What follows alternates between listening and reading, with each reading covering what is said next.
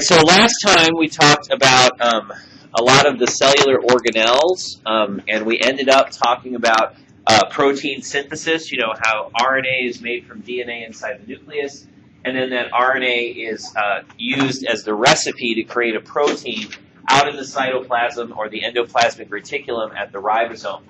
So the last topic in this, review of cell biology is how things enter and leave the cell. If the cell membrane, if one of its most important functions is to keep things out and allow things in, we need to look a little bit to see how those things happen.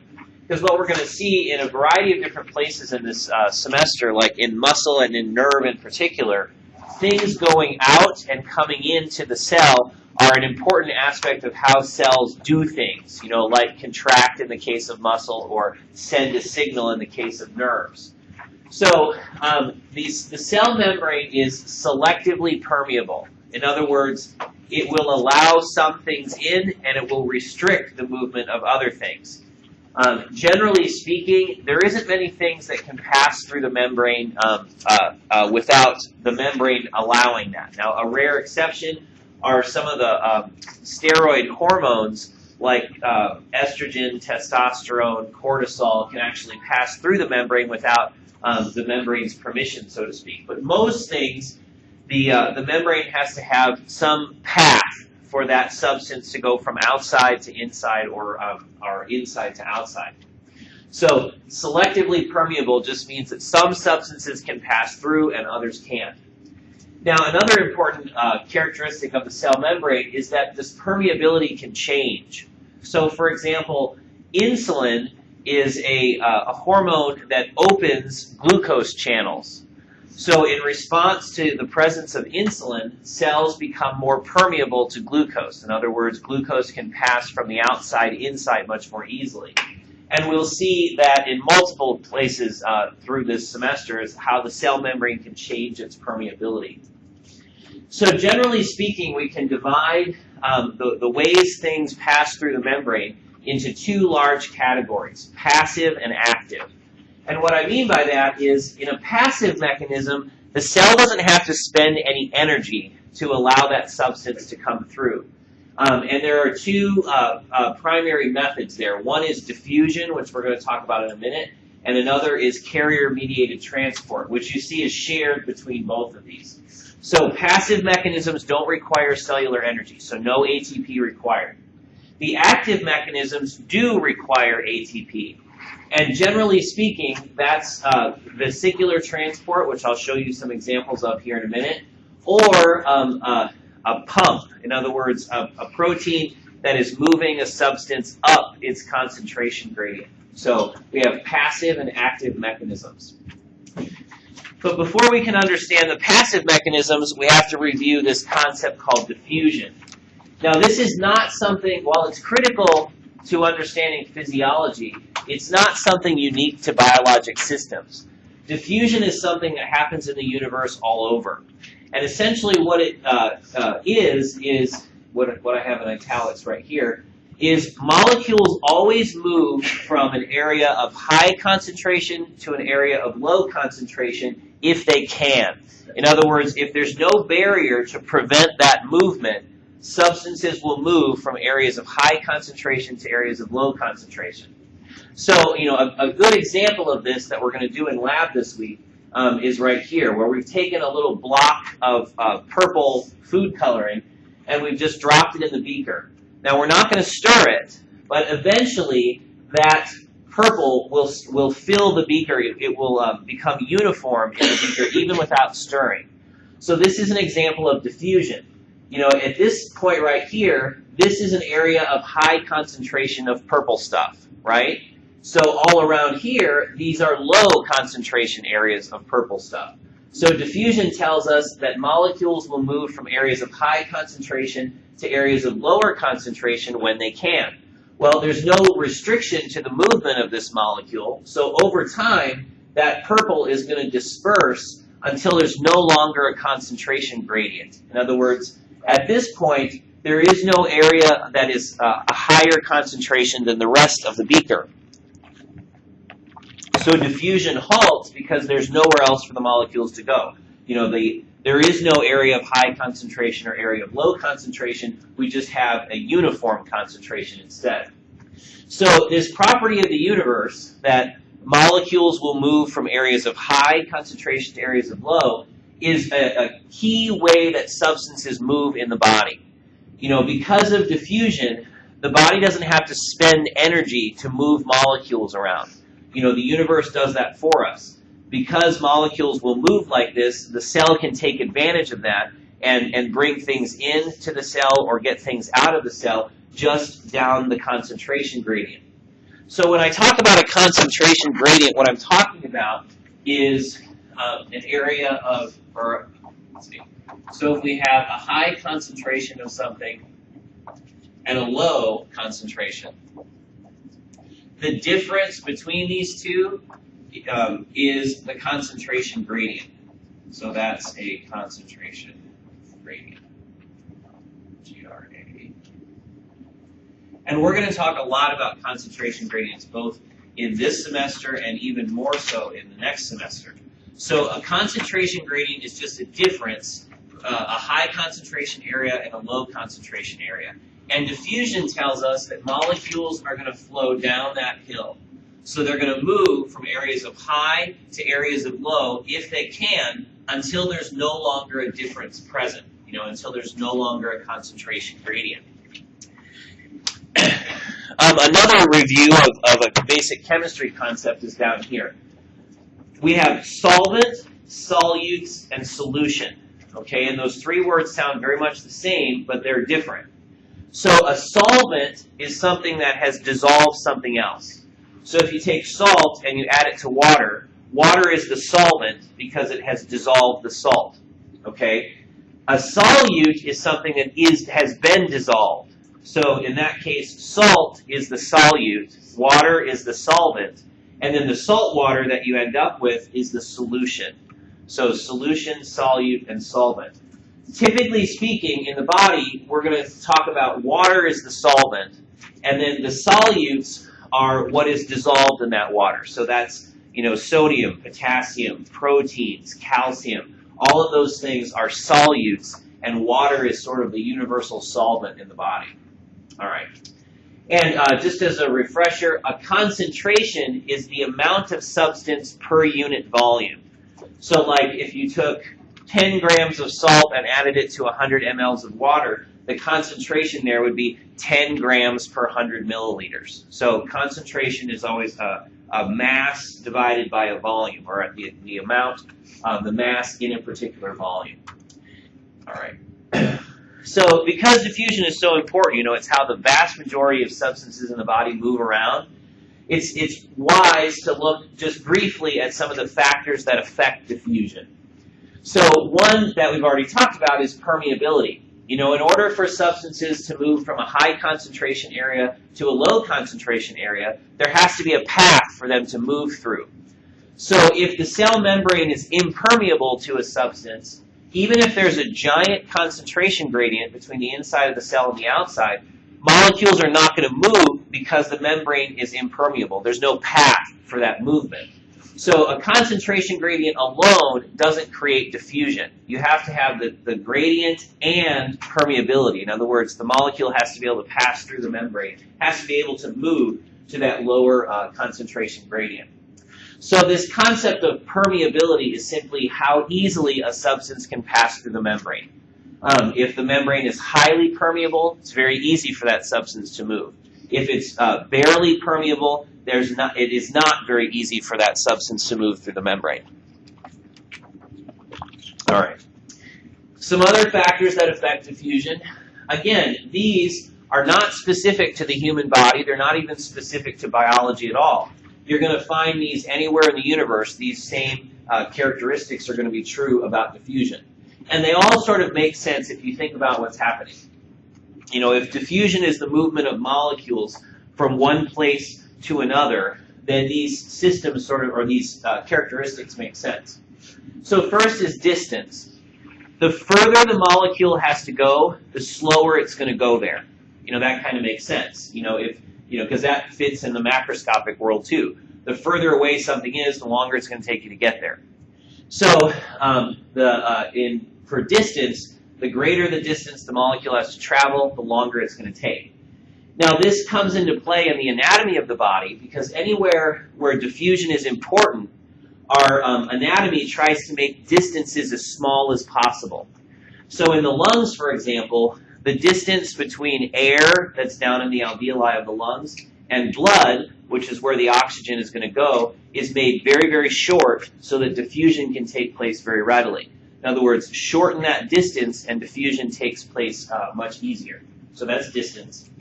Size, the larger the molecule, the slower it diffuses.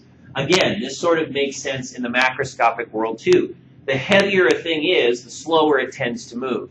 Same is true in the microscopic looking at molecules in solution. Temperature. The higher the temperature, the faster diffusion occurs.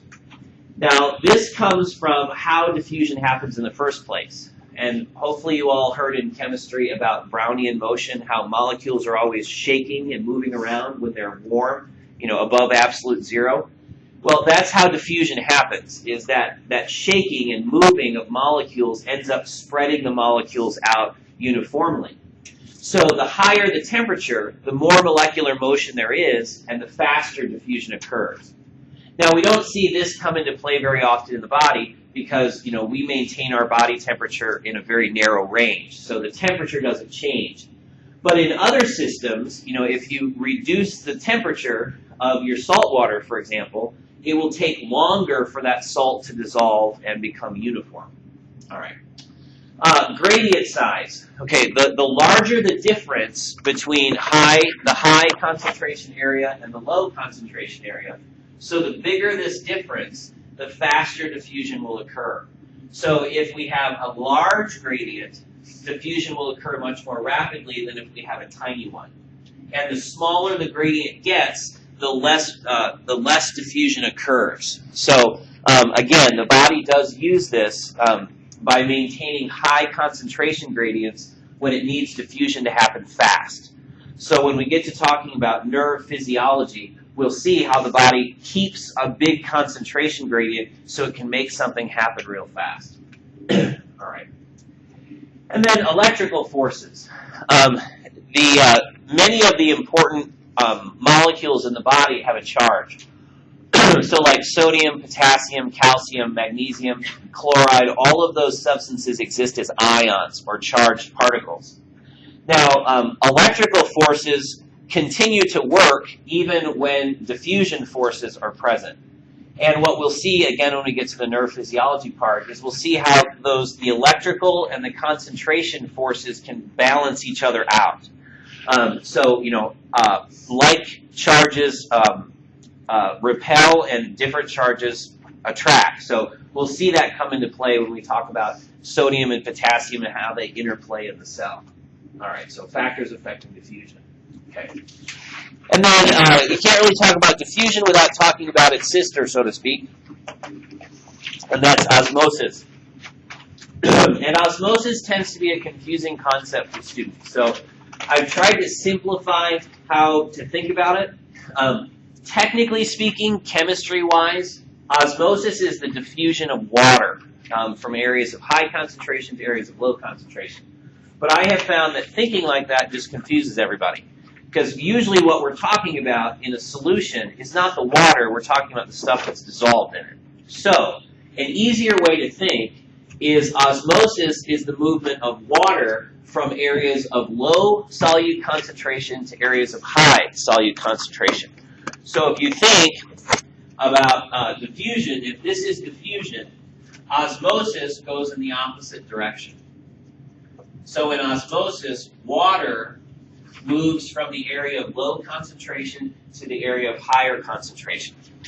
So one way to think about this is water is always trying to dilute the high concentration regions. So it's always trying to lower the concentration. So it moves from areas of low water concentration up to areas of high. All right.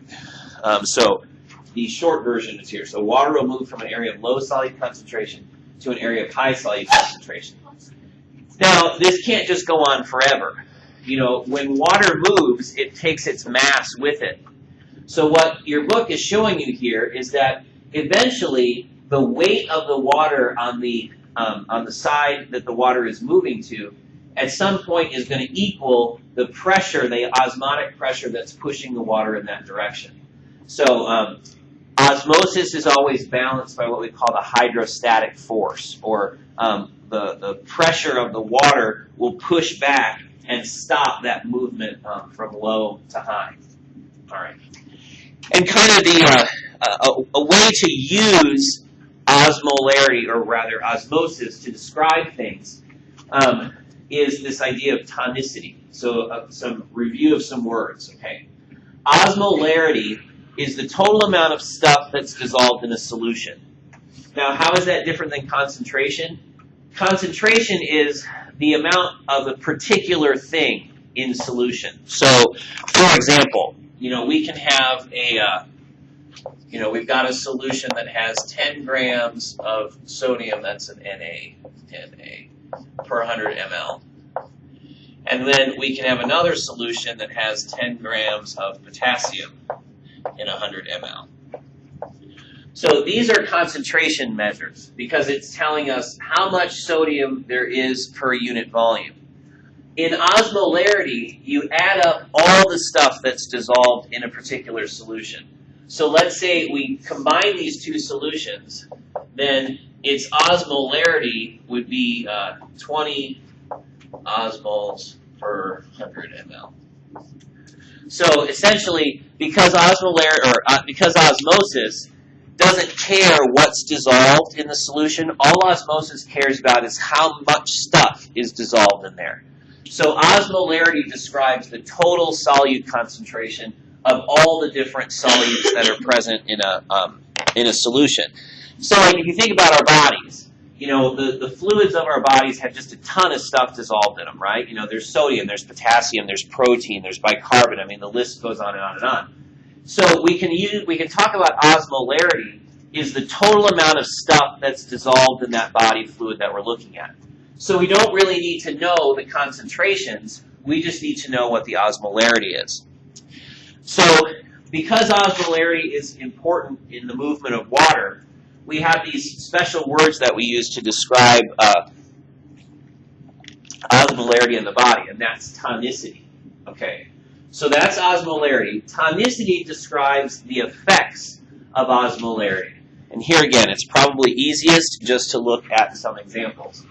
Okay, so here's a red blood cell. These are 3 red blood cells in a solution here. And you can see, you know, in our solution we have multiple different things. You know, we have some solute molecules, we have some water molecules, and so on. Well, in this first picture, which is isotonic, iso means same, so this is same tonicity, we see that the osmolarity inside and the osmolarity outside are the same. You know, we have about the same amount of solute inside as outside. So osmosis doesn't play a role here. You know, water doesn't have anywhere to move because there isn't a concentration gradient, you know, and there isn't an osmolarity gradient. So this is how things are normally. So the red blood cell keeps its shape because water is neither going out nor going in. Now in the other 2 cases, we can see how osmolarity is important in the body. So the first one is hypotonic. Hypo means below or under. So this is a tonicity that's too low. And what we see here is on the outside of this red blood cell, do you see how there's no purple dots? It's all just blue dots. What that's showing is that the solute concentration outside is much, much less than the solute concentration inside, where we do have these 4 purple dots of solute. So in this case, we have an area of high concentration inside, right? Low concentration outside because we don't see any purple dots at all. So osmosis always goes from low to high, right? So our water molecules are going to move from this area of low concentration out here towards the higher concentration area here. And what will happen is this red blood cell is going to swell up. As water enters, it's going to get bigger and bigger and bigger until it either bursts or the pressure from all that extra water starts pushing water back out. So In the case of a hypotonic solution, this is a solution that doesn't have enough stuff dissolved in it, and it causes water to enter the cells of the body. Okay, so that's hypotonic. The other extreme is hypertonic. So hyper means more of or greater than. So if hypo means less than, hyper means more than.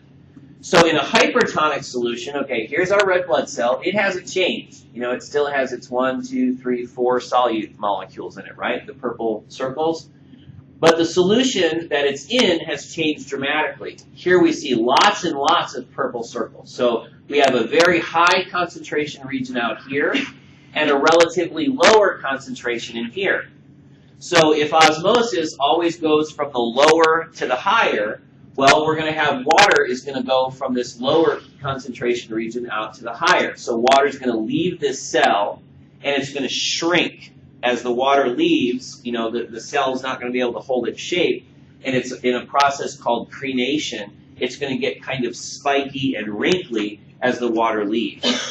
So this is a hypertonic solution because this solution has way too much stuff dissolved in it compared to what's inside the cell. So osmolarity is what brings about tonicity, and we have just these three cases. We have iso, in other words, same inside and outside. Hypotonic, where the solution is much less concentrated than the inside of the cell. And then in hypertonic, our solution is much more concentrated than what we find inside the cell. All right, so a little review on diffusion, osmosis, and then probably a new concept, tonicity. And don't think that this is esoteric. You know, if any of you have ever had IV fluids, the IV fluid that is created is made so that it is isotonic, at least most of the time. If somebody were to hang the wrong fluid on you, they could make this happen and make your red blood cells pop. Like if somebody gave you pure water, IV, this is what would happen.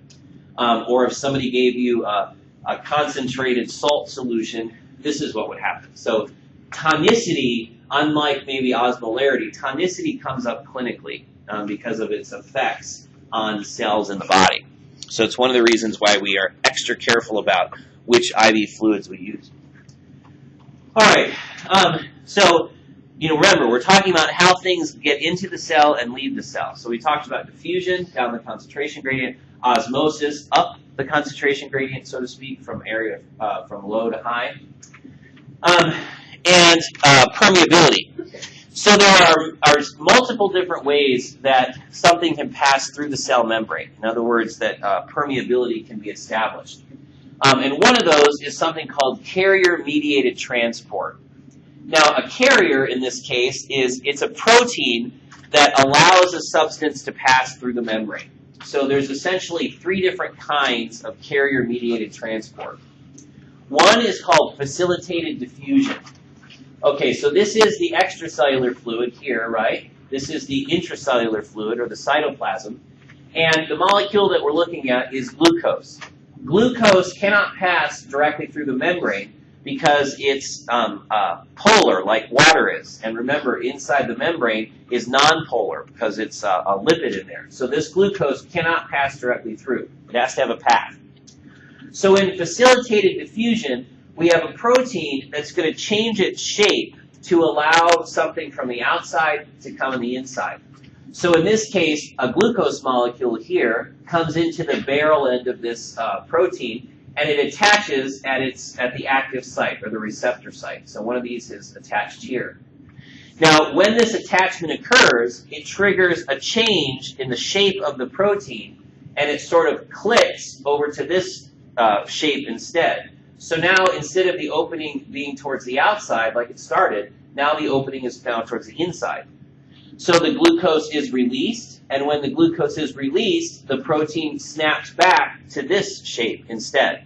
So you can think of these as kind of like a machine, like a revolving door. When there's somebody in the door, it clicks, and the other door opens, and now it can go inside. And this process continues and effectively allows glucose to pass through the membrane.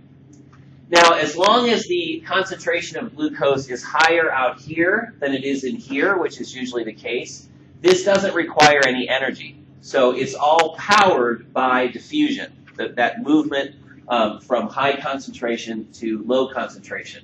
So we call it facilitated diffusion because it's diffusion, movement down the concentration gradient, but it's getting a little help by this protein that opens and closes and allows substances through. All right, so that's facilitated diffusion. Another version of carrier-mediated transport is active transport. So this is, again, another protein that's here in the membrane. Now, it's not showing you the shape here because it's more complicated than you could put in a simple diagram like this. But in active transport, you can think of this as a pump. You know, a water pump or an air pump pushes something in a particular direction. And in active transport, the very same thing is happening. Active transport typically works opposite diffusion. In other words, if diffusion is moving substances from areas of high concentration to areas of low concentration, active transport is moving things up the concentration gradient. So, for example, this, wish I had more boards, but I don't. All right, so if this is our cell, inside the potassium level is very high, right? And outside the potassium level is very low. So diffusion would say potassium is going to go from an area of high concentration to low, right? So this would be diffusion. And that does happen to some extent. In active transport, though, we're going to go the other direction. So in active, and here we're going to use ATP, so we're going to use cellular energy to push potassium ions from the low end to the high end. So because that's working opposite of diffusion, it's going to take energy to do that. You know, the universe will do this one, you know, from high to low. But going from low to high, we have to spend energy to do that. And in the cell, one of the most talked about of these active transporters is this sodium-potassium pump, which is a fascinating protein that pumps 3 sodiums out of the cell and 2 potassiums in, all for the price of 1 ATP. So this is an example of active transport. Now, there are many, many others, but the key to remember is it's using ATP to fight the concentration gradient. In other words, to go opposite the concentration gradient. All right. And then the last one is secondary active transport. Now, here we have on this side, here, come back here, we have a protein similar to that facilitated diffusion one, right? You know, a glucose and a sodium bind causes the protein to change shape, and now the door is open to the inside, so we go, you know, first inside the protein and then from inside the protein out. What we mean by secondary active transport is this still requires energy. So even though this protein is not using an ATP, you know, it's passive, you don't see any ATP being used, because a sodium is coming in, that's a kind of cost, because sodium is supposed to be outside the cell, not inside the cell. So every time this protein does its thing, brings in a glucose and a sodium, the cell has to spend energy to then evict that sodium back out that came in. So we call it secondary because this protein is not actively using energy, but still the cell has to use energy as part of this process. So these two things are kind of linked. The truth is these secondary active transports don't come up very often. A little bit in the digestive system, but otherwise, no. Here. All right, so let's do a question here. What was that last one? Yes, let's do this one. Okay, in the process of diffusion, net movement of substances is always from what to what? Here, I have to send it to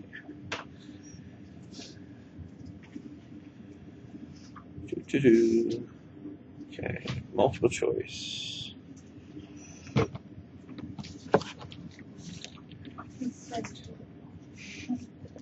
Did I fat finger it again? I did, didn't I? There. Try again.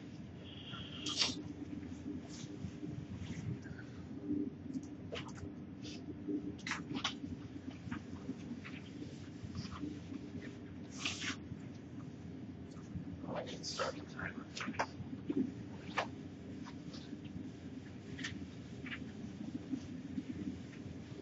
do spend some time on diffusion and concentration, because, man, we use that concept a lot in this course.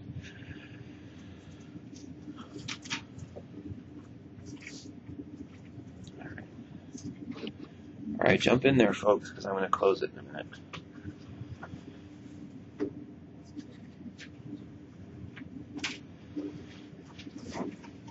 All right. So the correct answer here is D. Diffusion is high concentration to low concentration. So try to get that into your head, because we're going to talk a lot about diffusion, and it's a key way that things move around in the body. You know, anytime you've got a concentration gradient, chances are things are going to be moving down it. You can think of it like a hill. You know, if a high concentration is a high spot and a low concentration is a low spot, if you drop a rock, what happens? Well, it's going to roll from high to low, because that's how the planet works. Same thing with diffusion. Substances are always going to roll towards the lower concentration area. All right. So the last way things move around the cell is called vesicular transport. And we've already seen a little bit of this when we talked about the endoplasmic reticulum and the Golgi apparatus, how, you know, proteins move from one to the other and then eventually from the Golgi apparatus out to the cell membrane where they're released. Well, that process is called vesicular transport. So a vesicle is just a bubble of membrane that has something inside it. And the cell has a rather complex machinery that allows it to move those bubbles around. So it can move a bubble from one organelle to another. It can move a bubble from an organelle out to the surface. So the three main types of vesicular transport are, it should be four really, but there's receptor-mediated, pinocytosis, phagocytosis, and then exocytosis. So we're going to look at each one of these in turn. All right. So in receptor-mediated endocytosis, here on the cell membrane, you can see these little Y-shaped molecules. Well, those are receptor proteins. So they're proteins that are embedded in the membrane. And at one end, they have a binding spot for a particular chemical. So we call that a ligand. A ligand is just a molecule that's going to connect to a protein, particularly to a receptor. So our ligand molecules are out here in purple. Our receptors are lined up on the membrane. So in receptor-mediated endocytosis, you know, you can see in here that a bunch of these ligands have been bound to receptors. Once that occurs, you know, let's say the cell wants these molecules for something, you know, to use as fuel or to use as building blocks or what have you. So the membrane kind of pinches off in this area and forms a vesicle. So this used to all be on the cell membrane. So what's in here used to be out here, and we can see all of our little ligands are bound to their proteins here. So that's receptor-mediated endocytosis. So endocytosis just means bringing into the cell. So endo is inside, cyto is cell. So endocytosis is bringing something into the cell. The only difference here is it's triggered by these receptors binding to their specific molecule. Now, exocytosis is sort of the same thing in reverse. So, you know, let's say that these molecules needed to go back to the surface. Well, this vesicle would go and it would join with the cell membrane, and then whatever is in here would be released out into the extracellular fluid. So that would be exocytosis. We see both of these actually occur in the nerve cell, that the nerve cell pulls stuff in from the outside, and then it also dumps stuff into the synapse as part of its signaling. All right, so receptor-mediated endocytosis. Pinocytosis, pino is drinking, so this is cell drinking. And all the time, all cells all the time are always taking in small amounts of the extracellular fluid. And they do that in a process that really looks just like this. You know, a little bit of cell membrane will pinch off, form a vesicle, and then that vesicle will go inside. So in our picture here, you can see how, like, here it's still open. So this area of membrane has pinched off. But, like, this one is closed. This one is closed. So essentially, penocytosis is the cell taking in little bits of fluid all the time.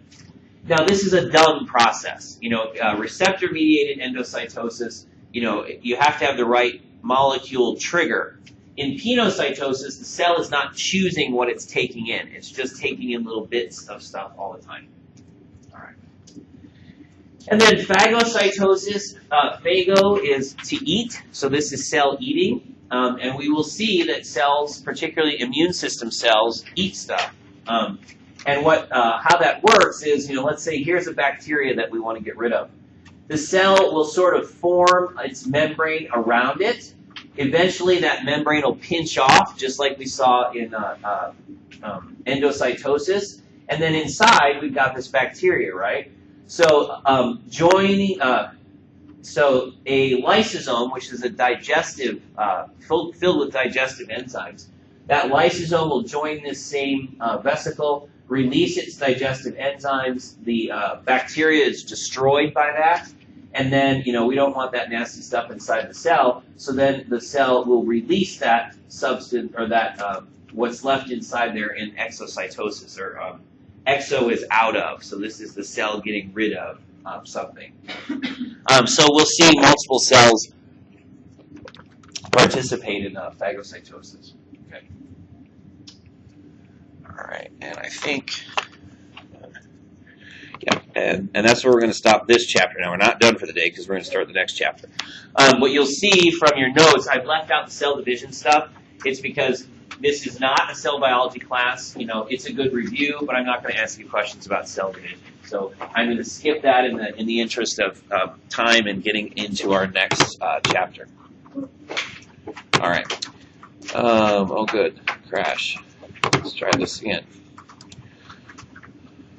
Okay, so the chemistry and cell stuff that we've now covered, that's what's on your homework that's due tonight by midnight. So do make a note of that. Midnight, get it done. That's chapter 2 and 3. In the future, it'll just be one chapter, but because those two chapters are sort of review of stuff you should already have heard sometime in your life, I combine them into one homework. All right. Okay, so chemicals make up cells. Cells working together make up tissues, and then different tissue types working together make up organs. So we're almost there, we're almost to the organ system level where we can start, really looking at the human and not just biology in general. All right. So chapter 4 is all about tissues. Okay, so we started at the chemical level. Chemicals interact to form cells. Cells interact to form tissues. Now, what's interesting in the body is, you can imagine we have all different kinds of stuff inside us, right? We have organs that do a variety of different things. Our muscles and bones, we have a whole variety of systems that do all kinds of stuff. But in the end, every single tissue in your body falls into one of these 4 categories. So there are 4 tissue types, and everything that you're made of is made of those 4 types alone. Now, the 4 types do have some subtypes, but everything is either epithelial tissue, connective tissue, muscle tissue, or nerve tissue. So those are the 4 tissue types, and it's worth committing to memory. So there are 4 tissue types in the body: epithelial, connective, muscle, and nerve. Okay. So we're going to start by talking about the epithelial tissues, then we're going to talk about the connective tissues, and then we'll just briefly touch on muscle and nerve, because we're going to spend a whole chapter on each of those, on muscle and nerve later on. Now, this lecture is really just an introduction to the tissues, because you're really going to learn about the tissues in lab. You're going to look at things under the microscope, you're going to learn about the different epithelial types, you're going to learn about the different connective tissue types. So this is more of just an introduction, because I think the best way to learn about the tissues is by looking at it under the microscope and thinking about it in lab. It doesn't, project very well. All right. So epithelial tissues cover surfaces. They line passages. They can also form glands. So in some ways, epithelium is like the paint of the body. where do we put paint? Well, we put paint on the surfaces of things, to protect whatever is underneath from the environment it's in. And epithelium does just that. So, the surface of your skin, that's epithelium. The inside of your nose and mouth and respiratory tract and digestive tract, that's, they're all painted, so to speak, with epithelium. So there's this thin layer. It's living, unlike the paint on the walls, but there's this thin layer that covers the surfaces of everything, and that's epithelium. In addition, epithelium is, it can produce stuff. So glands are epithelium that produces something. So the pancreas, for example, produces digestive enzymes. It also produces a bicarbonate solution. And it's epithelium that's responsible for that. So typically, any secretion comes from an epithelial tissue as well. So in addition to covering passages and surfaces, it also is the tissue type that forms glands that then produces something. All right. Connective tissue is a very wide and diverse group. Connective tissue is things like bone, cartilage, tendon, adipose tissue. So if it's the one that's the least specific of the four. So connective tissue fills spaces, like adipose tissue does, and areolar tissue, which we'll learn about in lab. It provides support, so the bones are connective tissue, and they hold us up. And then connective tissue stores and transports. So adipose tissue, which is fat tissue, stores energy. And then the blood is technically a connective tissue. So, it is the transporter aspect of that. Okay. Muscle tissue is highly specialized for contraction. So these are muscles that can change their shape with force, And there are three different kinds of muscle. There's smooth muscle, which we find in organs like the digestive tract. There's skeletal muscle, which is the muscle you're familiar with. The muscle that moves the limbs and keeps us upright. And then there's cardiac muscle that's only found in the heart. So when we get to our muscle chapter, we're going to look at all three of those muscle types. But just know that muscle tissue is specialized for contraction. All right. And then the last one is neural tissue.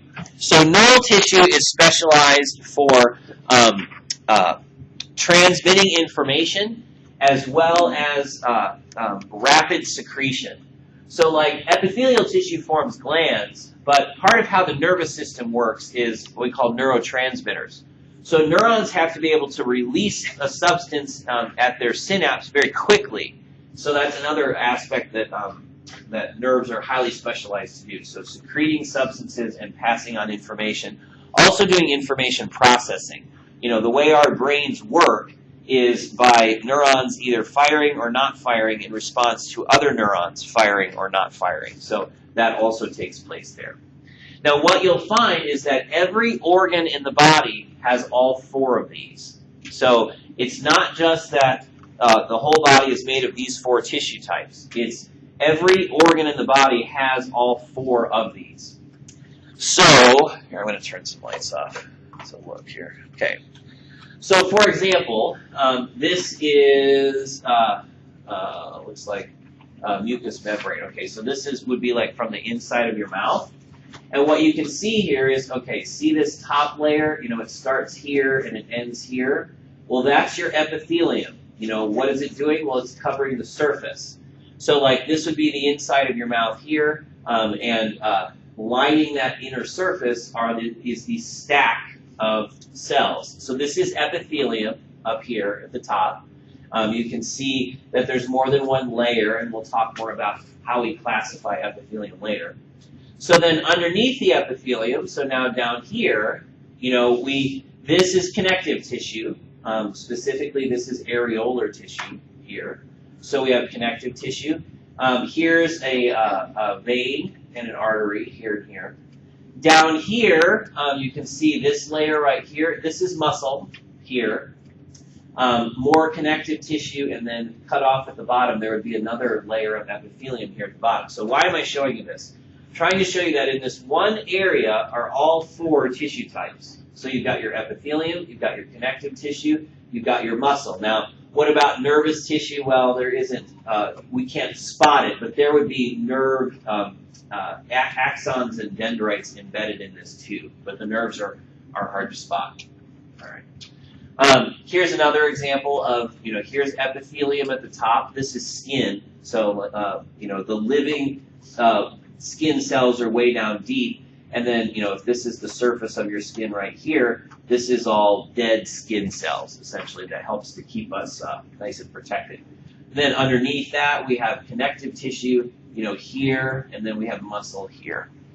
All right, I think I got one more. Okay. Another example, this one is from the intestine. And again, what I'm trying to show you is how the different tissue types always exist together. So the first thing you see is this color right here. This is the epithelium, this part right here, epithelium. Underneath it is connective tissue. You can see that, the connective tissue doesn't look as organized as the epithelium does, and you'll really get to see that in lab. But that's one way to identify connective tissue, is it doesn't look like it has a pattern. And then underneath here, this is smooth muscle again. So here we have at least 3 of our 4, smooth muscle, connective tissue, and epithelium. All right. So like in lab, when you go to look at epithelium, if the slide says this is simple cuboidal epithelium, what you're looking for is the edge like this. So you can, if you remember that epithelium covers surfaces, then you can sort of imagine that, okay, this is the epithelium and everything else is something else. But we'll work through that stuff in lab when we get there. All right. So I'll just introduce epithelium with our last just few minutes. So epithelium covers body surfaces, it lines internal cavities, forms glands. Okay, some characteristics. Epithelium is avascular. In other words, it doesn't have blood vessels running through it. In those pictures that I showed you, the blood vessels were running through the connective tissue, right? Not through the epithelium. And that is true about epithelium all over the body. It doesn't have vessels that run through it. Instead, it gets its nutrients and gets rid of its waste by vessels that either go under it or above it or near it. So epithelium is avascular. Epithelium is strong in regeneration. Again, all over the body, epithelium is constantly being replaced. Just like about your skin. Skin cells are born, they die, and are replaced by new skin cells all the time. Well, that pattern is taking place all over the body, particularly in epithelium. Of the 4 tissue types, epithelium is doing the most regeneration. And then finally, polarity. In most epithelial cells, one end is different than the other. Like in the digestive tract, for example, the end that points towards the center of that tube is different than the end that points toward the blood vessels underneath. So oftentimes epithelium will have an apical side or a top side, and then a basilar side or a bottom side. All right. All right, well, let us stop there for today, and we'll pick up with